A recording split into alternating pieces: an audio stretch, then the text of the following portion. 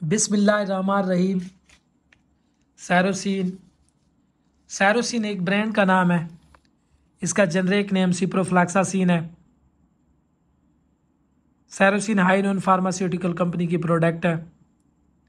सैरोसिन tablet farm और syrup farm में मौजूद होती है। सैरोसिन की टैबलेट 250 मिलीग्राम और 500 मिलीग्राम में मौजूद होती है। सिप्रोफ्लैक्सासिन सैरोसिन वसी पैमाने पर इस्तेमाल किए जाने वाली एंटीबायोटिक है, जो कि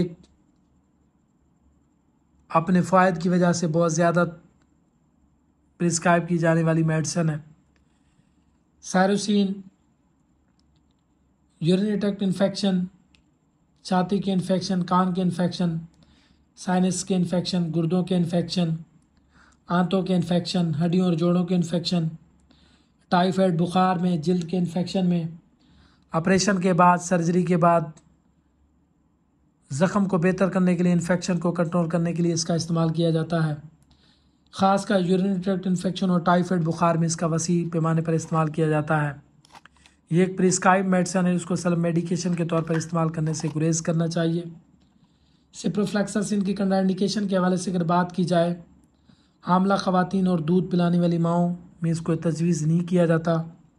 ऐसे मरीज़ जो क्रोनिक लीवर डिजीज़ या क्रोनिक किडनी फेलियर में मुब्तला हैं, ऐसे मरीज़ों में भी सिप्रोफ्लैक्सासिन इस्तेमाल करने से गुरेज किया जाता है। ऐसे मरीज़ जिनको सिप्रोफ्लैक्सासिन यानी कि क्विनोल ग्रुप से हाइपर सेंसिटिविटी हो, तो उनमें भी सिप्रोफ्लैक्सासिन इस्तेमाल करने से गुरेज किया जाता है।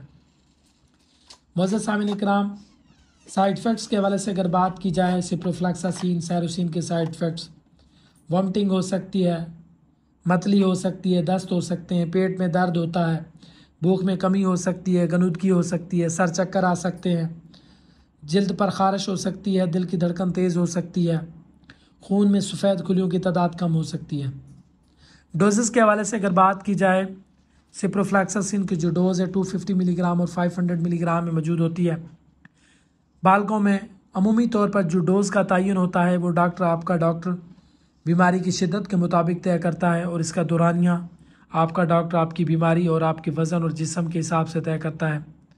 अमूमी तौर पर सिप्रोफ्लैक्सासिन सैरोसिन की जो डोज़ है 500 मिलीग्राम की टैबलेट बड़े मरीज़ों में एक गोली सुबह शाम 7 से 10 दिन तक इस्तेमाल कराई जाती है।